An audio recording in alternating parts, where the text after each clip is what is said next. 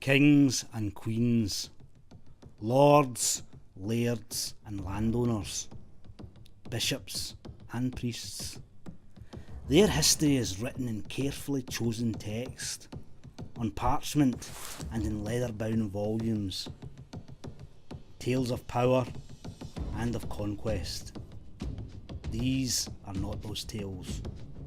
What these are the stories of the people of this land, of our lives, our loves and our fears, our aspirations and our struggles, our successes and our failures.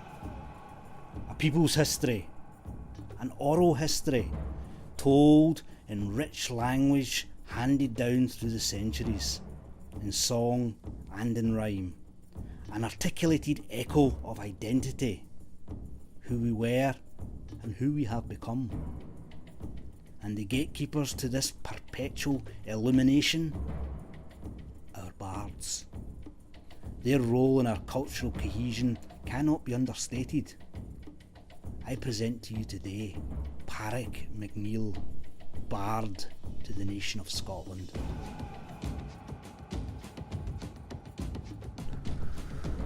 Right. For auld lang syne, eh? And for the future.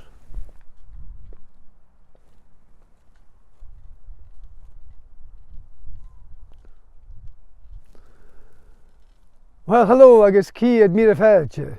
Hello, and 100,000 welcomes.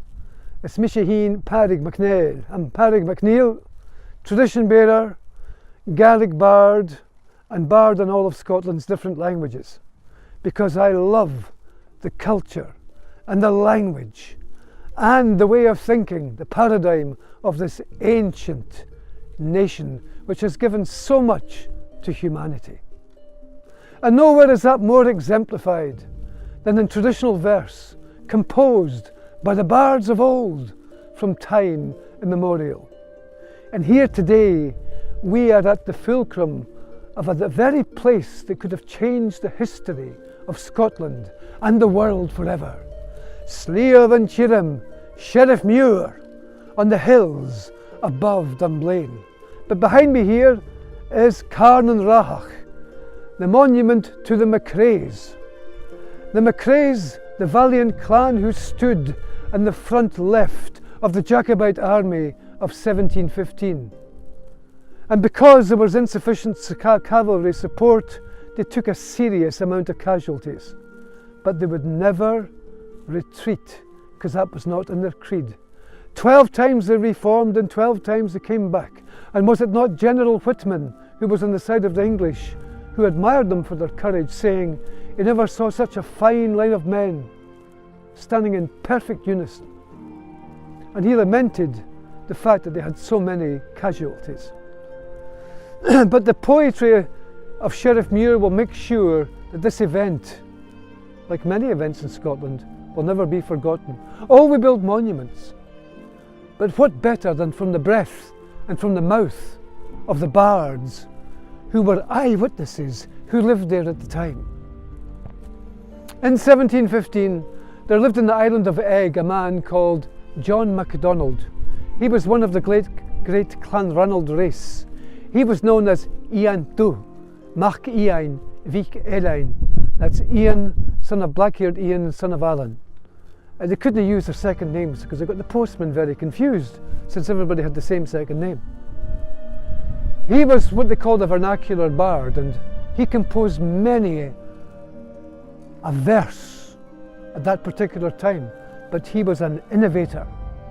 See, Highlanders were never stuck in a lay-by. They were always willing to innovate, like the great MacCrimmon Pipers, who took pipe music to its zenith under the sponsorship, the patronage of Charles II, and so was with Ian Tu.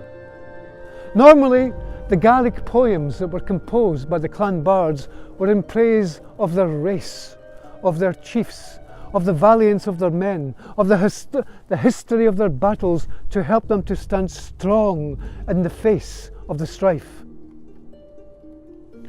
But Ian Du was to introduce a new convention into Highland poetry. It was called allies, whereby, as you'll hear in part of this song,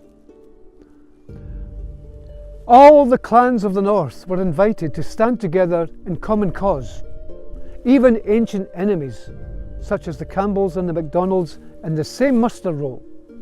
And if that was not enough, the nobles of the lowlands were to come and join the cause. And no Gael up to this point had ventured to put such a piece together. This is what we called a brasnag, or an incitement to war. This was a national call to arms. And the way he constructed this wasn't like the old Gaelic strophic metre, which I'll give a few examples of in a minute. This was a new type of convention called aharan or auran, which was symmetrical metre, whereby the assonances, the vowels, would resound out like an iambic heartbeat. So when the warriors would strike upon their shields, they would hear it and it would stir them up, being reminded of the heroic deeds of their ancestors. Well, this particular poem opens out with an ancient prophecy. And the prophecy stems back to the days of the great and the one and only William Wallace. There lived a man called True Thomas, or Thomas the Rhymer. And according to the oral tradition, he was taken into the land of the She-Yakin, the fairy folk, or the queen of the fairy land. And he was in there for 7 years and a day. And he was given a gift of two things: a tongue that would never lie, and an eye that would see into the future. And he foresaw and he foretold of many things that was going to happen in Scotland's future. He saw the day when a French queen would rule Scotland, who would become the Queen of France as well. Our beloved Queen Mary, one of the greatest monarchs we ever had. How tragic her end. One day her son would be the king of a united Britain. And of course that was James VI. But he also foresaw the day when there would be a great battle hard in Achluai, north of the Clyde. And the Gaels would arise from their glens. And Highland culture would have parity, equity with that of the rest of the world, being recognised as a cultural entity. This was Gaelic nationalism, and indeed Scottish nationalism. The song opens out with this ancient prophecy of Thomas's, and it translates, "This is the time of the prophecy to be fulfilled, when every noble will arise from their glen, in wild, fierce anger in the service of the crown." And the second verse, "On that account, every prancing horse shall shout for joy. On that account, the English shall be destroyed, and the French, our companions, shall be at our back. She shone me shiran jaravaran tada ganakain brasmena manak firova pahonara mavertus. Nur yeris gak trainer and I hate your glanur, lerun ferek ages gereke, kusherev shakrun. H ma hif na galtakli hound ach sachush, gillion verek shengaver, gaunsesli sund. Bisas en ikair, chigun taing gav gachun, bin a frankik non campi, grehoun cool, the MacDonalds. Nu de year is klandon, no leo en hakarak, na behover voor de hun kospen a grav. Look his of na kodak and nors to life yarak, mo goi gumbagod of gaivatosh garev, the MacLeods. Neleo di campor gan cabal the curshiel, dreimrigo cannetis nan gorsit nan skia. Gurniers voor ook el de curei grihurt lia, guren crua dollar dua the casaguas gadagadiav, the MacLeans. Klangene han andrel dan heet sound the sunrijk, dremakios kun einders kun tang hushen boy. Dreimrigo tochios ik nak strio kedun plua, simak mirak jis jirak, vidinching of Suez, the Camerons. Gurleon verlev helm hek ew en lochial, vier kodag and the varag and the sayak and the griav. Id mer chola ve mer kodag gleser konok rohian, shimogul sam rus kagnak jul tidov shias, the Mathesons. Clonig van an geirlawn hitch train the cold aram, another person yed in beard base of Igarak. And now the voa the bin croa the Lord Kalak, Bugun you could beam nur the yed could ferek. And the last verse says, in common cause we shall stand together, and our blades will be over the heads of the strangers. Might sound like a bloody song, but there is nothing romantic about war. But certainly these people lived there at the time and they should know. And of course war bears its tragedy as well, and the Gael, the Highlanders, celebrated everything in verse. Birth, death was commemorated, battles were extolled, ancient bloodlines were praised, everything. There were songs for rowing, songs for working, songs for spinning, songs for weaving the cloth. And it was all poetry, and all poetry was sung. See, the Gael, the Highlander,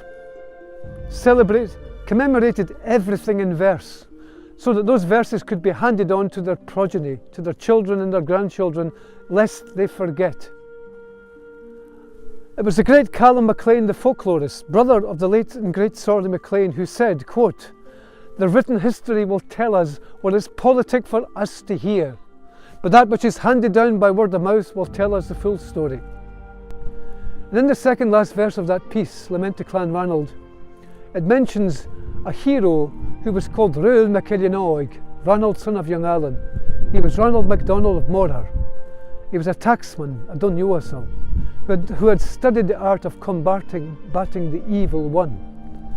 And he was the one who took the confession of Alan Gerag's his father before he died, who had given himself to evil, and he had accepted his confession.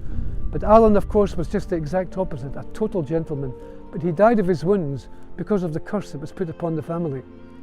But in that second last verse, Ranald, who was a mighty man with a two-handed sword, had been killed by a dun-coloured bull the previous summer, and that's why he couldn't join them at the rising. But after the bull gored him, he lay there dying, and he composed a pibroch for the bull that had killed him, and it was called An Taravoer. Such was the sense of humour and honour of the Highlanders, that even on their deathbed they would honour a bull. Was it not himself that composed An Tarav Gerag? But you see, poetry and song was one of the ways in which information was handed down. The other way, of course, was storytelling.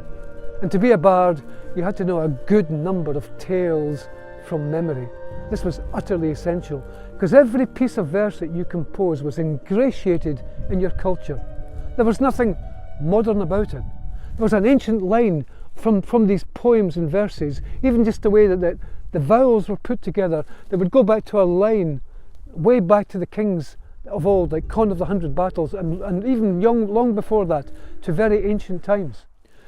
Gurmag mi mars gag finje fogreg. Minam chato snadush mi. Gnahier gnevnes gun reiche go yorse. Minam chato snadush mi. Gurmeg ben nuasal anachik nyak na shamer. Gnahier gnevnes sikeri na honor. Ashir kaina no ashlan na chwariadri foseg. Minam chato snadush mi. Moruai achlaun akaun nan kurische. Minam chato snadush mi. Lukrus kin naun nan budyan minam khato snadush kakmi cherry na myke sa kaikshri jorse minam khato snadush kakmi manchi koren antawin bihawak na kostich minam khato snadush kakmi Nanilik shiv suas anan kruata santun yathak edrishlan suashlan huages kumanta skunskiur se shivuiva rifuatainak panyakain Yanenan kato usund cleave